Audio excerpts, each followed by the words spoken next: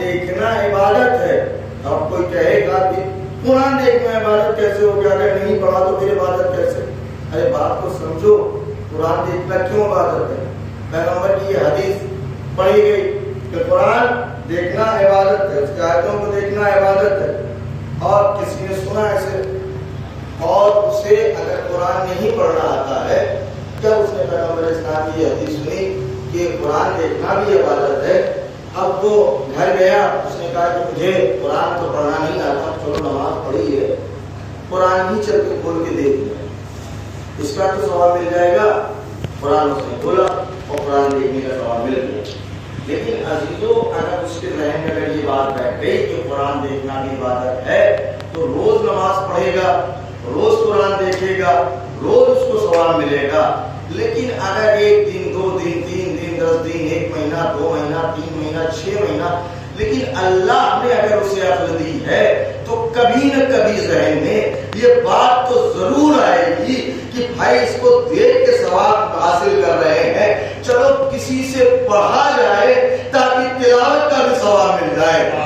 بھائی قرآن کھول کے دیکھنے کا ایک فائدہ تو یہ ہوگا کہ کبھی نہ کبھی اللہ اس کے دل میں یہ توفیق ڈال دے گا کہ آج ہم قرآن روزانہ کھول کے دیکھتے ہیں اور اس کے تلاوت کا ثواب ملتا ہے.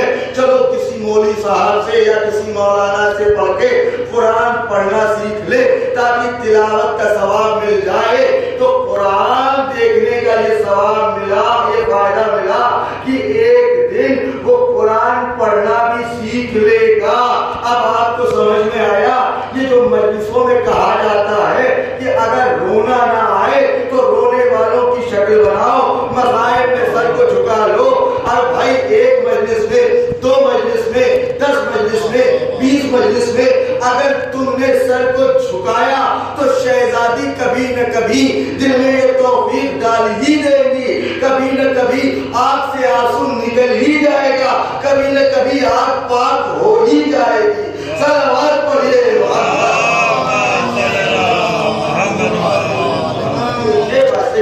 صلوات پڑھیے محمد.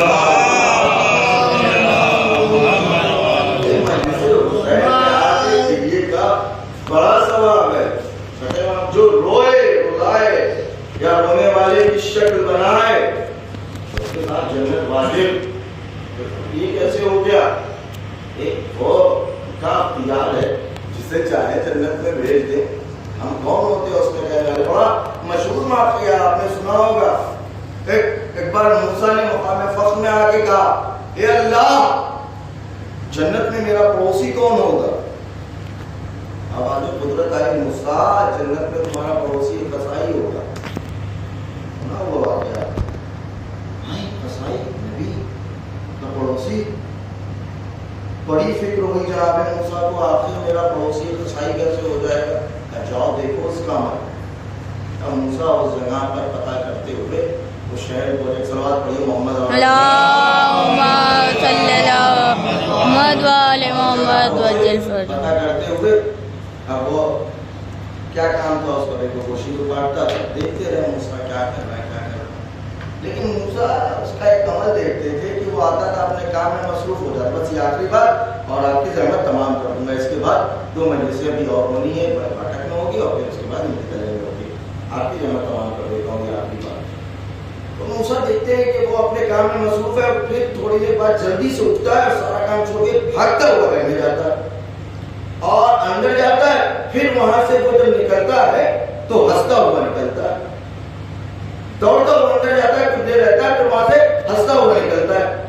موسیٰ دیکھتے رہے، موسیٰ کو دیکھتے رہے، دیکھتے 1 دن 2 دن 3 دن ہوا.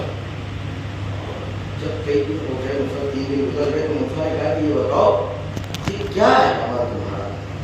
تم اپنے کام میں مصروف رہتے ہو، کچھ دیر بعد گھر میں دوڑ کے جاتے ہو اور پھر وہاں سے ہنستے ہوئے نکلتے ہو. کہا میں آپ، اچھا اس کو پتا نہیں کہ یہ موسیٰ ہے جس سے وہ بات کر رہا ہے، وہ نبی ہے. اس نے کہا آپ سے ہم کیا بتائیں، ہماری والدہ بیمار ہے اور میں ان کو اپنے ہاتھوں سے کھانا کھلاتا ہوں. جب میں اپنے ہاتھوں سے ان کو کھانا کھلاتا ہوں اور جب کھانا کھلا دیتا ہوں تو وہ مجھ سے خوش ہو جاتی ہیں اور خوش ہو کے دعا کرتی ہیں، اے پروردگار میرے بیٹے کو جنت میں موسیٰ کا پڑوسی بنا دے. اور یہ کیا ہے یار, میری والدہ یہ دعا کر رہی ہے, پروردگار میرے بچے کو جنت میں موسیٰ کا پڑوسی بنا دے. میں اسی بات پہ ہنس رہا ہوں, کہاں موسیٰ اور کہاں میں جنت میں موسیٰ کا پڑوسی بن جاؤں گا. موسیٰ نے کہا بھائی ہنس مت, اللہ نے تیری ماں کی دعا قبول کر لی ہے.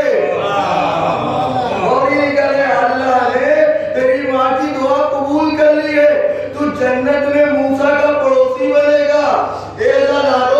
ایک گنہگار کی گنہگار ماں اگر اپنے بیٹے کے لیے دعا کرے تو وہ جنت میں چلا جائے, تو معصوموں کی معصومہ ماں اگر اداکاروں کے لیے دعا کرے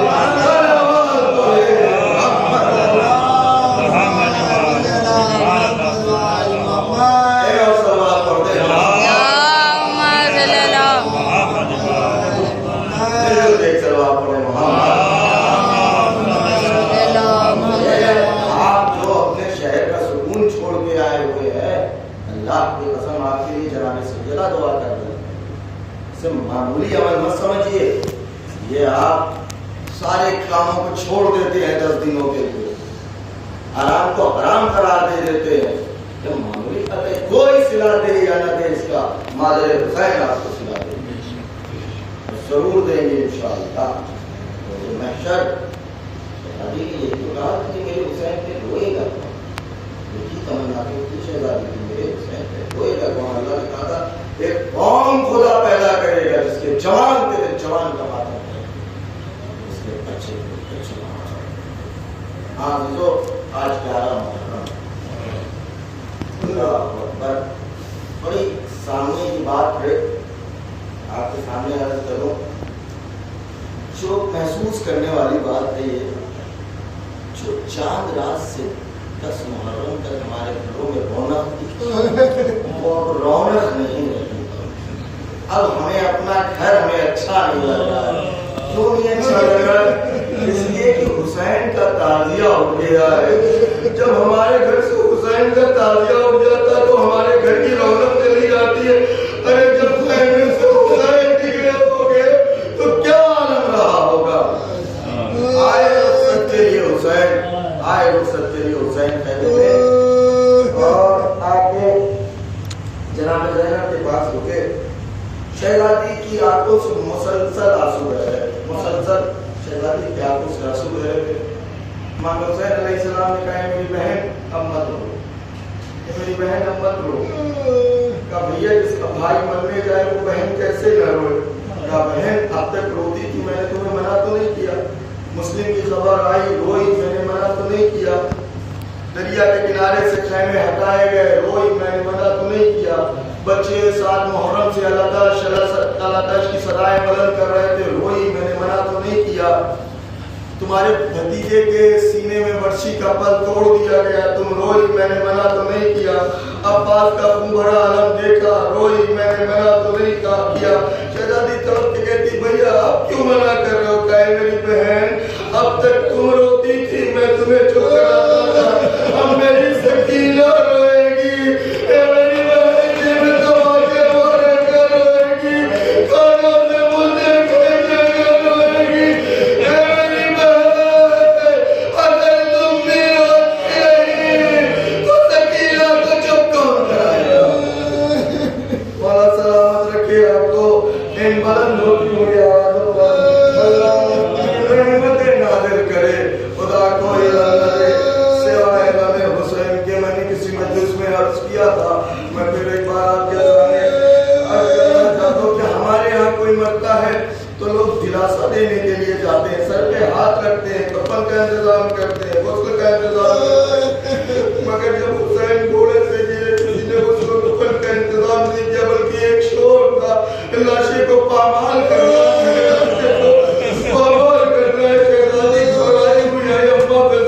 ہمارے بھیا کے لاشے کو پامال کرنے کی تیاری. تو اس وقت شہزادی نے آواز دی تھی, میں نے عرض کیا تھا ایک مجلس میں, تو جنگل سے ایک شیر دوڑتا ہوا آیا تھا. مگر جب وہ دوڑتا ہوا آیا تھا تب تک حسین کا لاشا پامال ہو چکا تھا. کبھی وہ سینے کو چومتا تھا, کبھی ہاتھوں کو چومتا تھا.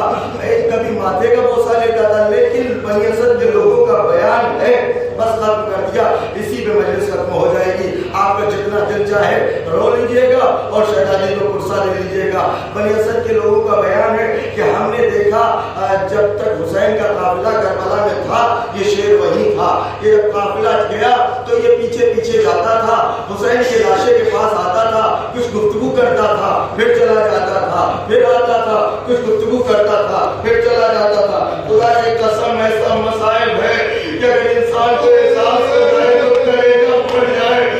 شیر کا بھی کلیجہ پھٹ گیا تھا، وہ بھی سر پڑک کے مر گیا تھا۔ بنی اسد کے لوگوں کا بیان ہے کہ ہم نے دیکھا کہ ایک دن آیا شیر اور اس نے کچھ امام کے کانوں میں کہا اور سر پٹک پٹک کے پھر مر گیا۔ بنی اسد کے لوگوں کا بیان ہے کہ ہم دوڑتے ہوئے آئے، ہم نے کہا ہے فرزند زہرا آپ کے سر و تن میں جدائی آپ کو گفتگو کرنے سے نہیں روک سکتی۔ یہ شیر کون تھا؟ یہ آپ کے آج کیوں آیا؟ یہ آپ سے کیا گفتگو کرتا تھا اور آج کیوں سر پٹک پٹک کے مر گیا؟ کہا تمہیں نہیں پتا؟ کہا نہیں پتا۔ کہا یہ بچپنے میں ہمارے ساتھ کھیلتا رہے